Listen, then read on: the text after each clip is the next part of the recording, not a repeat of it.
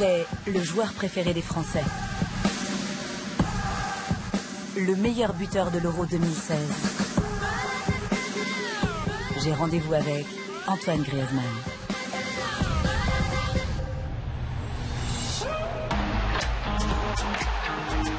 Dans les stades, que ce soit en équipe de France ou en club, je me sens aimé.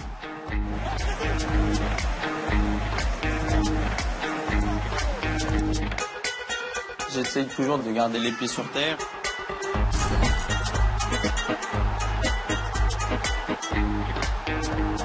Let's go!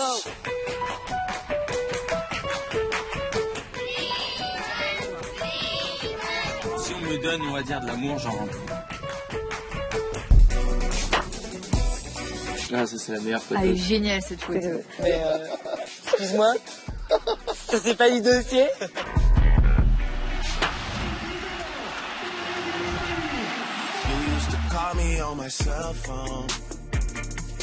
Ça vient de là, le Griezmann Celebration? Parce que dans cette chanson, dans le clip, il fait à un moment donné ça. J'avais bien aimé et avant de le faire sur le terrain après un but, je le faisais à l'hôtel en me regardant dans le miroir. T'as beaucoup pleuré à l'époque?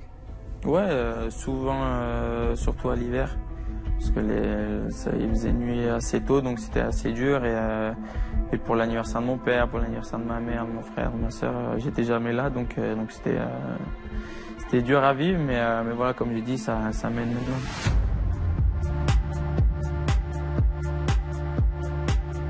Votre femme Isabelle, Alain, elle a du mal à parler de cette époque-là, parce qu'elle a encore beaucoup d'émotions. Laisser partir son gamin à 14 ans, c'est pas simple. C'est compliqué, même pour moi c'était très dur et compliqué. J'entraînais mon fils, du jour au lendemain je ne voyais plus. Voilà, c'était très compliqué.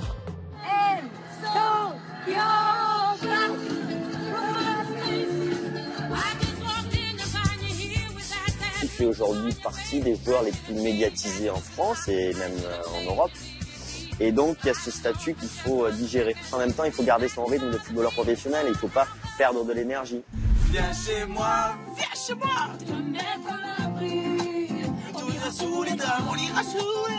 J'ai senti quelqu'un de simple, en fait, humble, ce qui dégage sur le terrain. Et voilà, il te donne envie d'être son pote. Je pense profiter de ma femme, de Mia et peut-être encore 2 petites plus. L'objectif, c'est 3 enfants. Vois mon paradis, vois mon paradis.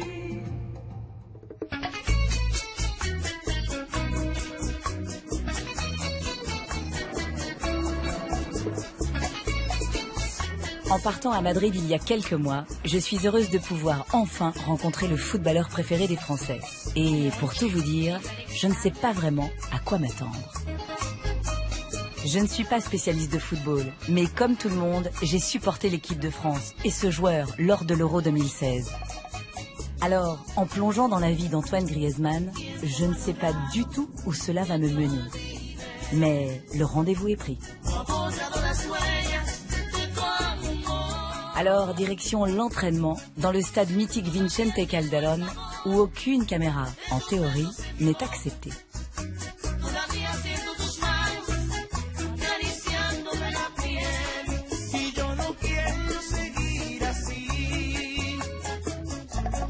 Apparemment, la sécurité est prévenue, mais rien n'est gagné, parce que chez les Griezmann, tout est une histoire de famille. Et il faut d'abord se faire accepter de la tribu.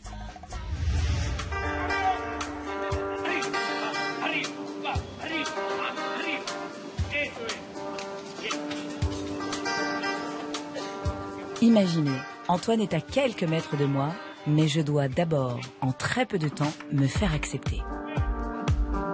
En fait, on cherche des endroits pour bronzer, mais finalement, un bon entraînement de l'Atlético.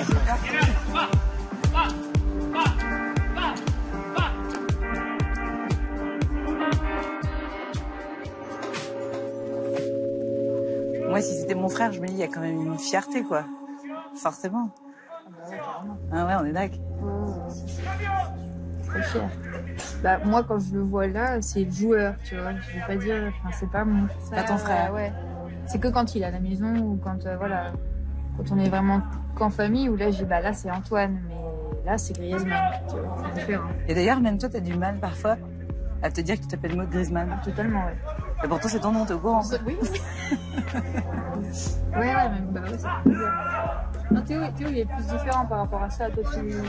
C'est mon frère, c'est tout.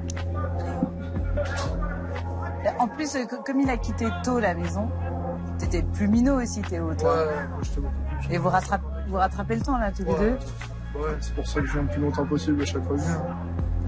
Pour rattraper un peu ce qu'on a perdu quand on était petit. Rattraper le temps. Cette phrase, je le comprendrai plus tard, résume à elle seule le parcours personnel d'Antoine. Ça te fait quoi de voir ton pote Maintenant, plus s'entraîner rien. avec un grand club? Maintenant, plus rien. C'est resté le même? Ouais. Ouais. Ah oui. Pas plus grand? Non, il faisait déjà cette taille et c'était... Tu te serais douté que ton super pote, il atteindrait ce niveau-là? Non. Non. Que déjà, il soit pro, c'était déjà extraordinaire.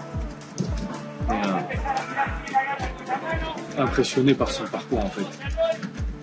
Pour être 3e au Ballon d'Or, quoi. Je pense que... C'est beau, ça, hein? Juste derrière Messi. Ouais, et Cristiano. Et Cristiano. Vous assistez à tous les matchs, tous, en France? Il aime bien qu'on soit là, quand même. Faire son Ah ouais? petit coup, ouais, avant les matchs, ouais, c'est important. Je trouve qu'on se rend plus compte de ce qu'il est devenu quand on le voit jouer en équipe de France. Ouais, bah oui. Quand tu vois tout le stade qui crie son nom, c'est là que... C'est fou, hein.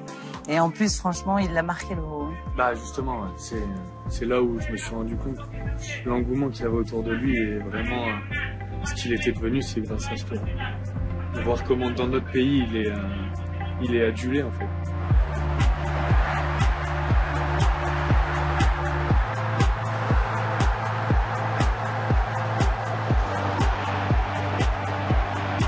L'Euro, ça l'a fait... Explosé. Ah ouais, mais Ouais. vraiment. Et nous, on vivait le truc grâce à lui un peu de l'intérieur, puisqu'on l'a vu par message, et il voyait pas ce qu'il y avait à l'extérieur, et nous, on le voyait. Et vous lui disiez quoi? Mais on lui disait comment c'était fou, et on lui montrait des vidéos des fanzones. Antoine Griezmann! Il disait, mais c'est incroyable. Et même lui, ça en rendait pas compte. Et nous, ça nous a fait prendre conscience de ce qu'il était devenu, donc c'est vrai que... Il assume, Maud, sa notoriété? Il aime être reconnu, il aime échanger avec les gens dans la rue, ça lui plaît. Surtout quand c'est des enfants. C'est assez particulier parce qu'il dit j'étais comme ça quand j'étais petit et puis maintenant je rends l'appareil quoi. Donc ouais, il aime bien. Non, il assume totalement. Totalement. Puis en plus, les filles, elles le trouvent super sexy. C'est-à-dire que non seulement il est bon, mais il est quand même beau gosse, Antoine, on va le dire, quoi. Erika n'est pas là. Mais elle le sait. Elle le sait. Elle surveille. Eh oui, c'est plus un cœur à prendre. Opération séduction réussie. Alors, pas de temps à perdre, et même si ce n'est pas très réglementaire, je profite de la pause pour descendre sur la pelouse et le rejoindre. Les gens se rendent pas forcément compte, Antoine, mais tous les matins, y compris les week-ends, s'il y a entraînement. Ouais, tous les matins, même le lendemain de match. Et surtout quand on joue tous les 3 jours. Parce qu'il faut récupérer. Donc peut-être le lendemain on fait que vélo et quelques courses. Mais on était tous les jours ici au centre d'entraînement. Qu'est-ce qui te motive à te lever chaque jour? Non, parce que j'aime le foot. Donc, et puis c'est devenu une habitude de me lever le matin. Même des fois si on a un jour de repos, je suis debout à 10h parce que c'est à l'heure où je me réveille pour aller à l'entraînement. Donc à chaque fois, j'ai pris cette habitude. Et, ça va, 10h? Et l'envie de jouer aussi. Ouais. Et il n'y a jamais des jours où tu te décourages? Non. Non. Non, après, tu te dis, bon, allez, on va le faire. C'est quoi? On fait quoi? On fait peut-être 7-8 km de course à haute intensité. Et après, tu dis, bon, c'est bon, après, on a un peu de repos et on pourra aller se reposer, faire la sieste. Et après, entraînement encore l'après-midi. C'est ce que tu vas faire là? Parce que là, tu as fini l'entraînement. Et après, tu vas déjeuner et sieste? C'est rare que je fasse des siestes, j'aime pas trop. T'es pas à l'heure espagnole en fait, toi? Non, après, souvent j'ai 10-15 minutes où je fatigue, mais sinon, non, même avant les matchs, le jour de match, je fais pas de sieste, j'aime pas, donc je joue à la console et voilà. Allez, on va se détendre. Bon, C'est un début timide. Antoine est un garçon réservé, mais il accepte que je le suive. Direction sa maison. Et ce qui est fou, c'est que depuis 2 ans qu'il joue à l'Atlético, il est la coqueluche des supporters. À chaque entraînement des Colchoneros, c'est toujours la même histoire. Une foule de fans l'attend.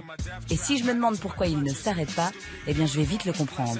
Prendre un simple café quand on est Antoine Griezmann, bah c'est compliqué. Impossible même de descendre de la voiture. Les gens se rendent pas compte, mais on pourrait pas en fait aller dans Madrid là et se balader tranquillement. Ouais, c'est fou, hein. Tu te ferais arrêter toutes les 5 minutes. Ouais, quoi. ça serait une photo où on nous suivrait peut-être une personne ou 5 personnes derrière nous à nous suivre jusqu'à qu'on termine, mais ouais. Ça aurait été pénible. Et du coup, t'as pas l'impression de rester un peu trop confiné dans ta maison là-bas où effectivement seuls les gens qui habitent dans la résidence peuvent rentrer? Bah, on peut penser, mais c'est là où je peux être tranquille avec Mia, ma fille, avec Erika. La notoriété, tu l'assumes assez bien en fait, quoi.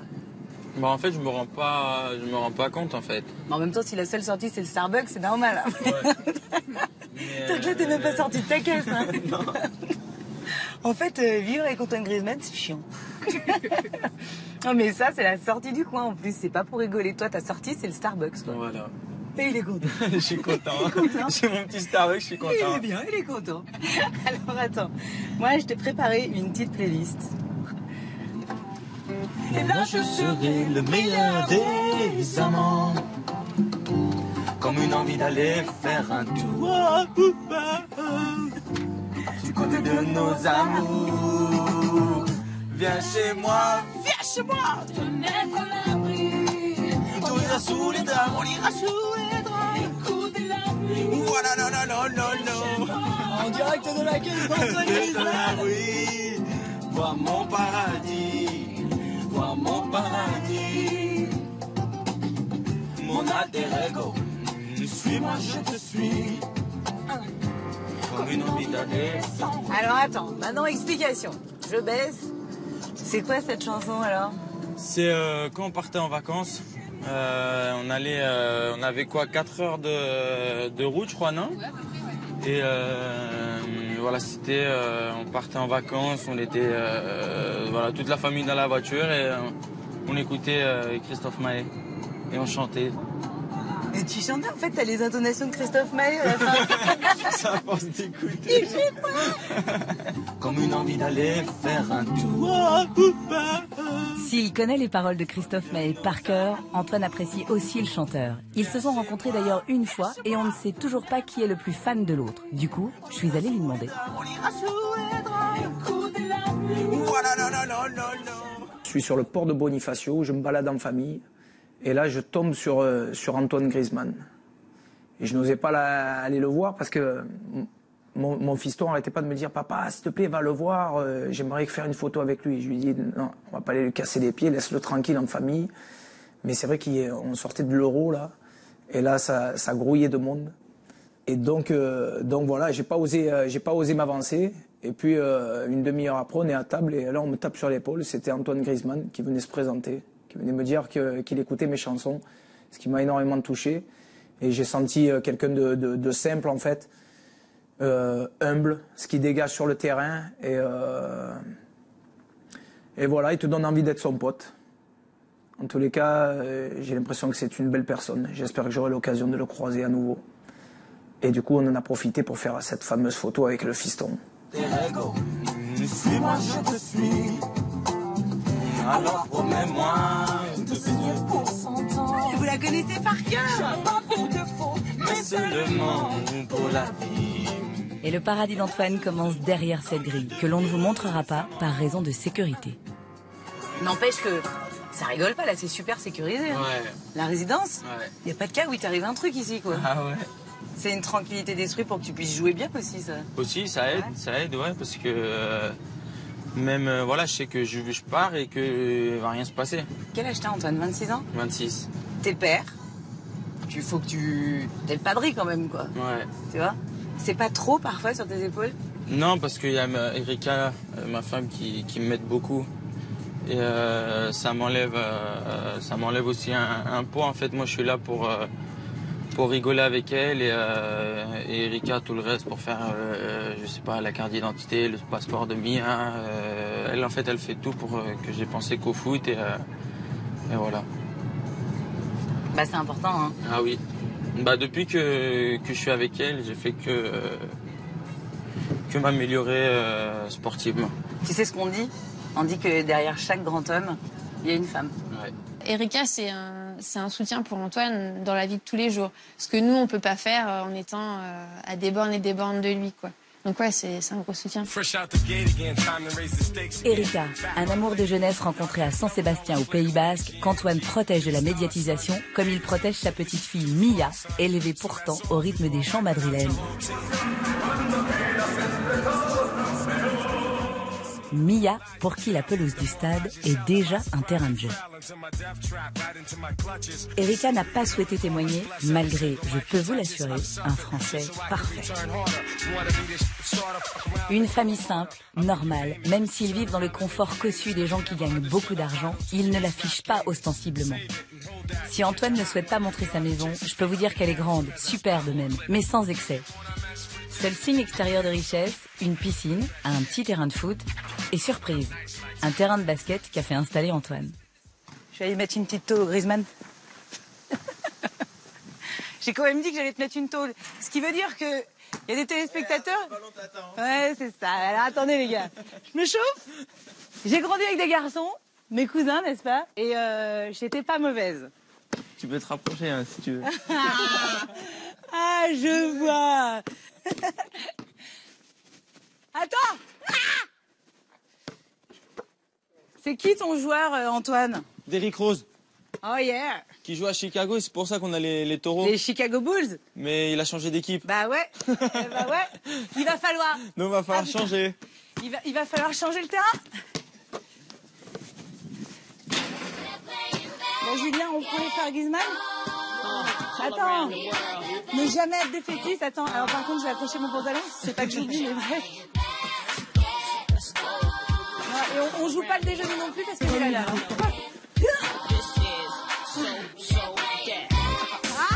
C'est pas mal le basket. Bingo! We're not talking about just regular basketball. We're talking about street ball. Street ball will be played today. Coming into the court right now, man. Bow Wow and his teammate. Bob, yeah, hey, all right now. You're way better player.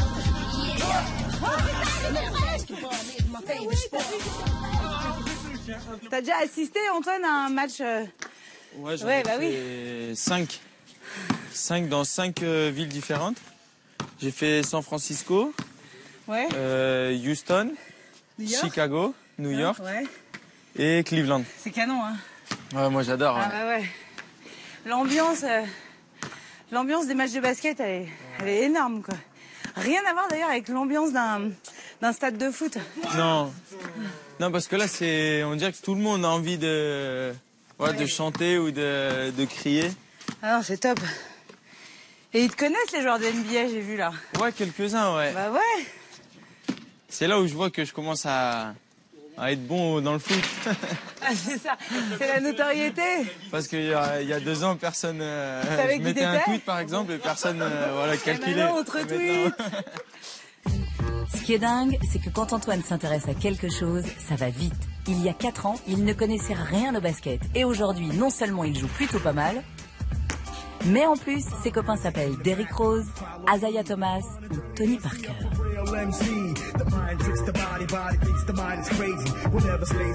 Tony, que j'ai réussi à rencontrer pour en savoir un peu plus sur sa relation avec Antoine. Comment vous êtes connus avec Antoine? Alors avec Antoine, c'était un coach en fait, Jacques Monclar, qui maintenant il présente à la télé. Il m'a envoyé un texto et il m'a dit ouais Antoine, il aimerait bien te parler, tout ça. Et donc voilà, j'étais un peu, c'est pas la première fois que ça m'arrive, donc j'ai dit ok, avec plaisir. Après, je savais pas trop, ce qu'il voulait et comment ça allait prendre la relation, parce que tu sais très bien, dans nos vies, on rencontre tellement de célébrités, tu sais pas trop avec qui tu vas connecter. Et c'est resté en fait, Et maintenant, on s'appelle régulièrement, on s'envoie des textos régulièrement, on se tient au courant. Et c'est vrai que maintenant, c'est quelqu'un que j'apprécie beaucoup et j'aime bien ce qu'il fait avec sa carrière et ce qu'il est voilà, en tant que personne. Est-ce que tu as vu qu'il y avait beaucoup de sportifs qui jouaient au basket sans être basketteurs? C'est fou. Ça, oui, ça c'est vrai qu'il y a beaucoup de sportifs qui aimeraient jouer au basket. Ça, c'est vrai que c'est m'est beaucoup arrivé. Ouais. Comme je pense qu'il y a beaucoup de basketteurs qui adorent le foot. Ah, c'est ma question. Est-ce que toi, t'aimes le foot? Est-ce que tu joues au foot? Ouais, moi je joue au foot. Ah ouais? Bien sûr, ouais. À la maison, j'ai un petit terrain, tout ça, je joue. Ouais, pareil. Donc c'est marrant quand il m'envoie ces vidéos et il me dit alors Tony, tu penses quoi de ce shoot-là, C'est marrant parce qu'il a vraiment envie de progresser, quoi. Il veut vraiment jouer. Il prend comme coach perso, quoi. Presque. Ah, c'est bien, tu l'as noté, c'est un bon point quand même. Franchement, j'étais impressionné. Je pensais pas qu'il jouait comme ça. Ouais, franchement. Avec la tête qu'il fait, il aurait pu jouer au basket, Antoine Griezmann? Bien sûr, il aurait pu se faufiler et être super rapide. T'as multibox, il vient 1m58, je crois, un truc comme ça. Donc quand t'es petit, tu peux y arriver. Après, c'est beaucoup plus difficile. Mais tu peux. Tu peux. Et non, comment il shoot, la gestuelle et tout ça. Franchement, je savais pas qu'il jouait comme ça au basket. J'avais aucune idée. Ah, c'est bon ça. Je te donne un compliment. C'est un bon petit tir. C'est trop fort. Je suis brillé.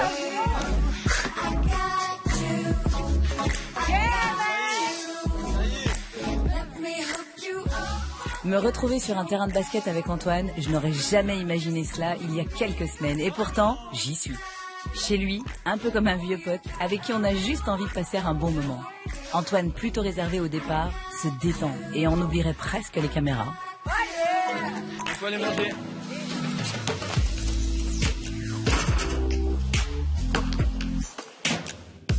Allez, à table. Et si le standing est haut de gamme, avec peu de déco et pas de photos personnelles, c'est à la bonne franquette que je suis reçue. Et même si c'est un chef qui cuisine ses petits plats, Antoine me fait une révélation étonnante. Alors, on est en Espagne. Il te fait tes plats préférés, le chef, ou pas? Ouais. Même si c'est le McDonald's pour moi, mais... Non, arrête. Si, j'adore. Normalement, quand je mange McDo, je marque. C'est vrai? Non, mais t'es sérieux? Un bon hamburger et le Griezmann est en forme. Et t'aimes bien ta vie en Espagne? Merci. Ouais. Ouais. La famille? La famille, en plus, à chaque fois, il fait beau. Donc ça aide. T'as une belle qualité de vie? Ouais. Puis c'est ma 11e année, je crois, maintenant, ici. 11 ans déjà que les Espagnols nous ont pris l'un de nos meilleurs joueurs. Mais c'est vrai aussi qu'on l'a laissé partir, lui, le Mâconnais, au nom à consonance alsacienne. Tu te sens plus espagnol que français, parfois? Ouais. Ah ouais, hein? Parce que je m'énerve en espagnol. Ah bon? C'est là où je me rends compte. Et les premiers mots que je disais à Mia, c'était en espagnol. À ta fille? Mais parce que tu as cette culture-là ancrée en toi maintenant. Ta femme est espagnole? Ouais. Mon chien, je lui parle en espagnol. Ce que je disais, Antoine, à Julien, Modé et Théo, c'est que globalement, en fait, tu as reconstruit ton socle familial à Madrid, quoi. Ouais. Ben, c'est vrai. Ils te suivent, quoi. Non. Mais on sent que vous êtes super unis quand même, quoi. T'es vachement proche de ton frère et de ta sœur. Ouais, bah avant, on était... voilà, je suis parti à 13 ans, donc c'était dur d'être ensemble. Donc là, maintenant, on essaye toujours de... Voilà, même en vacances, on passe une semaine. L'année dernière, c'était en Corse, avec toute la famille. Et ça fait du bien. Donc t'étais minot, Théo, toi? Ouais, moi j'étais tout petit, moi. Je devais avoir 7 ans, non? Quelque chose comme ça. On a 5 ans d'écart avec Antoine, donc ouais, je devais avoir 8 ans, je crois qu'elle est partie. Ça t'a manqué, ces moments-là? On dormait dans la même chambre, donc ouais. Oh, mais c'est mignon. Théo, c'est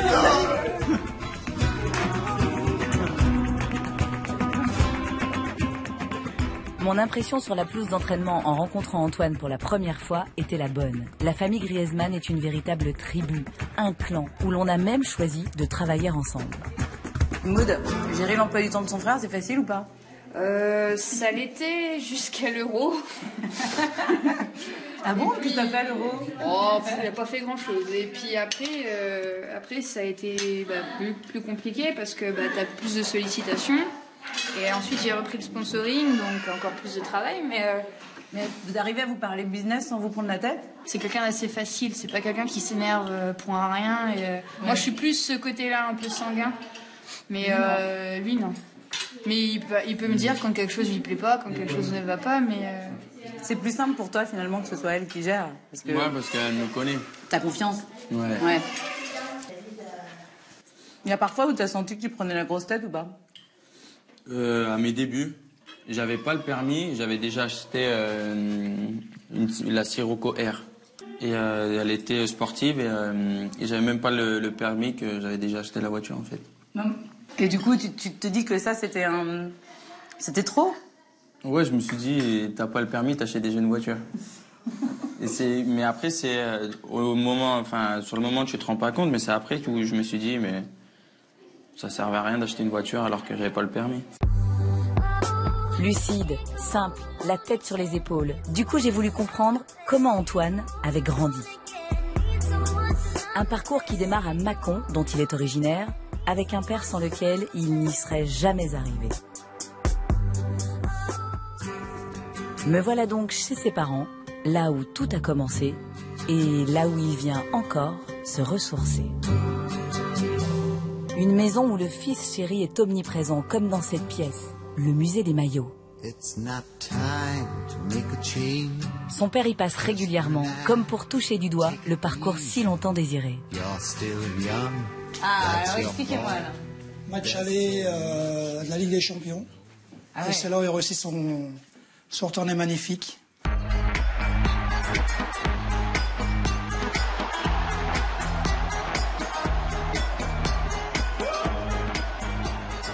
Tout est parti de là, en fin de compte. Sa carrière a été lancée là, quoi, à Lyon. Là. Il est beau ce maillot, je trouve. Ah, il est magnifique. Son club formateur, la Real Sociedad. Bah oui, c'est celui qui a cru en lui, hein. Voilà. On est d'accord. Tout à fait, on est bien d'accord. Ah, et là, équipe de France. France-Allemagne, Coupe du Monde en 2014. Vous y étiez? Ouais. J'étais, ouais.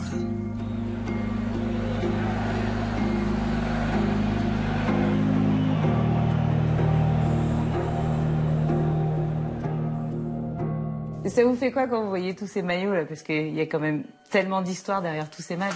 Bon, beaucoup de chemin parcouru quand même. Hein. Petit Mâcon, ah ouais. refusé par tous les centres de formation et l'autre claque. Un parcours du combattant que celui d'Antoine, un petit blondinet, doué, mais trop petit à 13 ans. Mais quel est ce milieu où l'on décide qu'un gamin sera comme ci ou comme ça, s'il a le droit de tenter sa chance ou pas? Dans tous les clubs pro qu'il a fait, les portes sont refermées, quoi. Après, trop frêle, trop petit, pas assez vite sur 40 mètres. C'était des critères de la Fédération française de foot à l'époque. Hein. Et Antoine, c'était rédhibitoire. Hein. La manière dont étaient organisés les championnats à l'époque incluait que l'aspect athlétique était très important, donc il avait beaucoup de mal à ce niveau-là, quoi. Il fallait qu'il y ait du rendement immédiatement physiquement, et là il était en déficit, quoi. J'ai fait tous les coins de France. Hein. Je me suis démené un petit peu par rapport à ça. Et ouais, c'était compliqué de savoir qu'à chaque fois c'était non. C'est lui qui m'a amené aux essais dans toute la France. Voilà, même lui, ça devait lui faire mal à chaque fois qu'on me disait non, il est trop petit. Sur ces images, Antoine a 8 ans. Il porte le numéro 6 et c'est le début d'une longue histoire. Alain y croit. C'est impossible pour lui qu'aucun club ne détecte le talent de son fils. Alors pour comprendre, j'ai rencontré l'un de ses premiers entraîneurs à la Real Sociedad. Les petites crevettes qui avaient leur place dans les années de Platini. Platini n'était pas un grand athlète, mais un fabuleux joueur.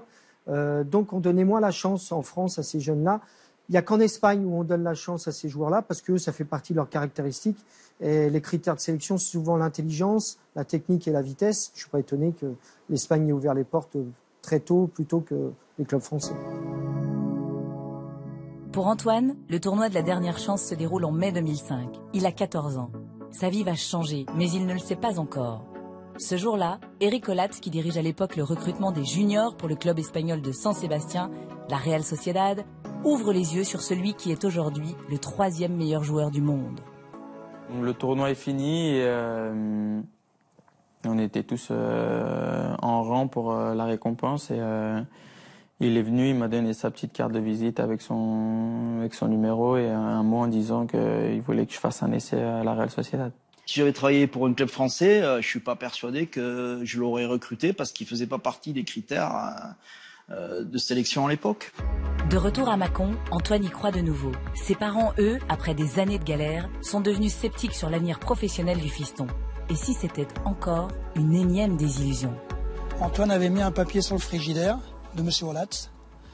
On aimerait que votre fils puisse faire un tournoi à la Real Sociedad appelez-moi avec le numéro de téléphone. Je n'ai pas donné suite. On va pas faire 900 km pour comme ça, quoi, dans le vide. Donc je lui avais dit non. Et il m'a tellement bassiné au bout d'une semaine que j'ai appelé cette personne, Eric Olatz. Il me dit, c'était le samedi, il me dit, lundi, je suis à Mâcon. J'ai dit, vous faites comme vous voulez, si vous êtes à Mâcon, j'irai vous voir. Et effectivement, le lundi, il était à Mâcon. Un peu plus et Antoine serait resté à Mâcon. Cette histoire a énormément chamboulé la famille Griezmann. Mais Antoine a seulement 14 ans, ne lâche rien. Et Eric Olatz finit par convaincre ses parents. J'ai cru en lui en me disant, il ne faut pas fonctionner en termes d'immédiateté, mais en termes de potentialité. Et la potentialité est là. Comment elle va être transformée? Mais ça, j'y croyais. Je me disais que si jamais ça suivait physiquement, il y avait tout ce qu'il fallait pour... Ça n'a pas été... pas jeter une pièce en l'air. On a pris, entre guillemets, des risques. Après, on n'a pas de certitude. 14 ans, quand un enfant s'en va... C'est minot, 14 ans. C'est très petit. C'est même enfantin. Pour laisser partir son fils comme ça à 14 ans, faut y croire, autrement ça sert à rien. Les portes se ferment, si on n'y croit pas, ça sert à rien. Même pour certains joueurs, certains joueurs en France, c'est ce que je leur dis, les portes se ferment dans les clubs pro, faut persévérer. Parce qu'Antoine, c'est de la persévérance. Enfin détecté, la joie fait pourtant place très vite à la tristesse. Et quand on en parle avec Alain, le jour du départ est encore dans toutes les têtes. Je me rappelle toujours. Eric Olatz vient le chercher à la maison. On l'a regardé du balcon partir. Oh là là. Et c'est un déchirement. À aucun moment, je pense que ni la famille ni lui n'avaient pris en considération l'éloignement. C'est un peu quand on veut partir de chez ses parents. Mais le jour où on s'en va de chez ses parents, on se rend compte de ce qu'on perd là. Quand ça a été l'heure de partir, le moment, l'instant, ça a été très très dur parce qu'ils ont réalisé. Et ensuite... le dimanche, vous êtes chez vous, vous avez vécu toute une vie avec des gens, des amis, et le lundi, vous êtes complètement dans le différent, donc c'est difficile, il n'avait que 13 ans et demi. Sa mère pleurait, moi je retenais un peu, intérieurement c'était dur. Son frère Théo pleurait, voilà, tout le monde pleurait, quoi. Mais moi c'était intérieur. Si moi je me mettais à pleurer, voilà, c'était pas... Par rapport à lui, ça a été très compliqué. Après des mois sur les routes, Antoine est enfin fixé. L'éloignement est encore plus dur que les refus essuyés pendant toutes ces années. Votre femme Isabelle, Alain, elle a du mal à parler de cette époque-là parce qu'elle a encore beaucoup d'émotions. Laisser partir son gamin à 14 ans, c'est pas simple. C'est compliqué, même pour moi c'était très dur et compliqué. J'entraînais mon fils, du jour au lendemain je ne voyais plus. Voilà, c'était très très très compliqué. Même pour moi, mais c'est vrai que la mère a quand même un regard plus affectif que le père. Le père, c'est totalement différent. Antoine, c'est fusionnel avec sa mère. Et ça l'est toujours encore. C'est pas que c'est pas fusionnel avec moi, mais c'est pas pareil. C'est pas pareil. Bien sûr. On remplace pas une mère. Ils étaient à Mâcon, moi à Bayonne.